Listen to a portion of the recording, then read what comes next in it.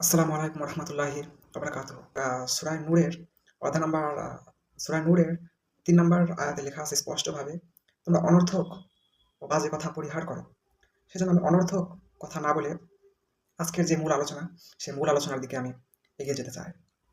বাংলাদেশের বর্তমানে একটা গোষ্ঠী বিষয়টিকে, ধর্মীয় বিষয়টাকে এমনভাবে নিয়ে যেতে চাচ্ছে, তারা প্রমাণ করতে চায় ইসলাম ধর্ম তাদের পৈতৃক সম্পদ। তারা ছাড়া বাংলাদেশে আর কেউ ইসলাম চর্চা করে না। এটা অত্যন্ত ভুল ধারণা তাদের। আমি যদি মাথায় টুপি, পাঞ্জাবি পরে কোনো একটা অন্যায় করি, এটা যেভাবে ইসলামের ক্ষতি, অনেক বড় একটা ক্ষতি হিসাবে দাঁড়াবে, ঠিক মাথায় টুপি দাড়ি করে আমি ইসলামের একটা ভালো কাজ করলে সেটা ইসলামের জন্য একটা ভালো দিক বয়ে আনবে, সম্মানের দিক বয়ে আনবে বলে আমি বিশ্বাস করি। এজন্য আমি অনুরোধ করব, মাথায় টুপি, পাঞ্জাবি এগুলা পরে আমরা মিথ্যা কথা, অনর্থক কথা, বাজে কথা থেকে বিরত থাকব। আমরা ইসলামিক, শুধু ইসলামিক না, যে কোনো ধর্মচর্চা, যে কোনো ধর্মের লোক, তখনই সেটা মেনে নেব যখন সেটা রেফারেন্স ভিত্তিক আলোচনা করা হবে বা প্রমাণ ভিত্তিক আমাদের জানানো হবে। যেমন পবিত্র কোরআনের সূরা আন-নিসার আয়াত নাম্বার ৫৮-তে স্পষ্টভাবে বলা হয়েছে, তোমরা আমানতের খেয়ানত করো না এবং মানুষের মধ্যে সঠিক বিচার কার্যক্রম করো।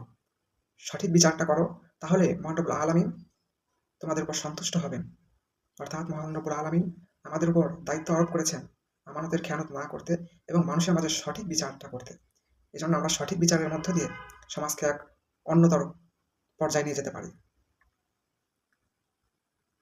আমাদের ভবিষ্যৎ নিয়ে চিন্তা ভাবনা করতে হবে। তার মানে এই নয় যে ভবিষ্যৎ ভেবে আমরা আজকের দিনটাই টেনশনে, ভয়ে একেবারে দিশাহারা হয়ে যাব, যার কারণে আপনার ভবিষ্যতের কাজটাও আমাদের থেমে যাবে এবং আজকের আজকের কাজটা তো শেষ হয়ে যাবে এই টেনশনে। যেমন আপনার বাইবেলের মধ্যে অধ্যায় নাম্বার 6 ভার্স নাম্বার 34-এ স্পষ্টভাবে লেখা আছে, আহ, আজ যেটা করছো সেটার উপর মনোযোগী হও। গতকাল কি হবে সেটা গতকাল নিজেই ভেবে নেবে। আজকের কাজটা মনোযোগ দিয়ে করো, গতকালের কথা ভেবে আজকের কাজটা নষ্ট করো না। এখন আমার কথা হচ্ছে, বাইবেলে কি লেখা আছে, আমরা বাইবেল মানবো কেন? আমি বাইবেল মানতে বলছি না, আমি নিজেও মানি না। তবে বাইবেলের যে কথাটা আমার ইসলাম ধর্মের কথার সাথে মিলে যায়, সেই কথাগুলো আমরা মেনে চলি।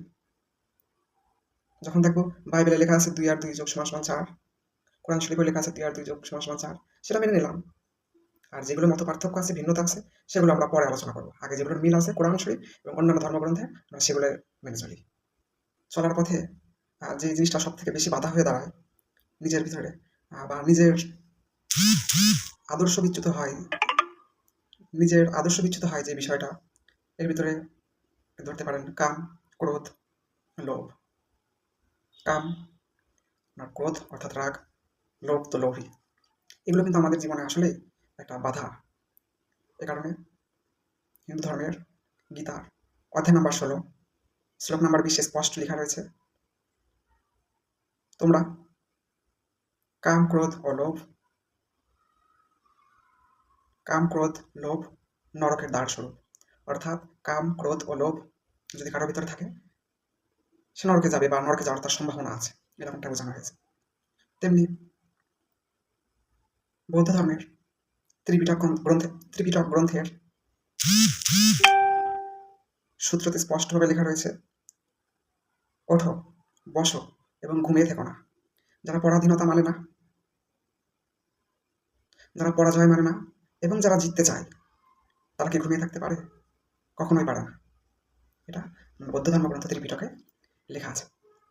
পরিশেষে আমি যেটা বলতে চাচ্ছি, আমার যেটা বলার কথা সেটা হচ্ছে যে আপনার, আমি 4টে ধর্মের রেফারেন্স টেনে আনলাম, কারণ বাংলাদেশে 4টে ধর্ম বেশি চর্চিত।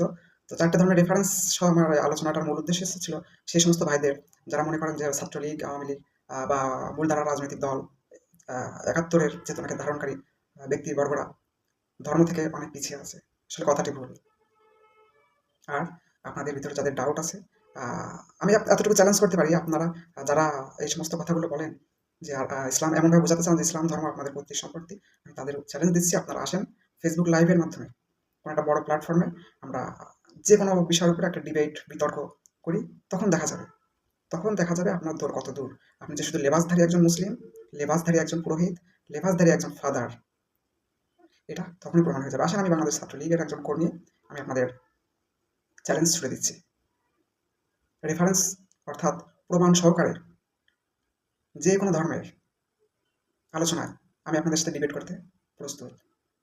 ধন্যবাদ সকলকে। জয় বাংলা, জয় বঙ্গবন্ধু।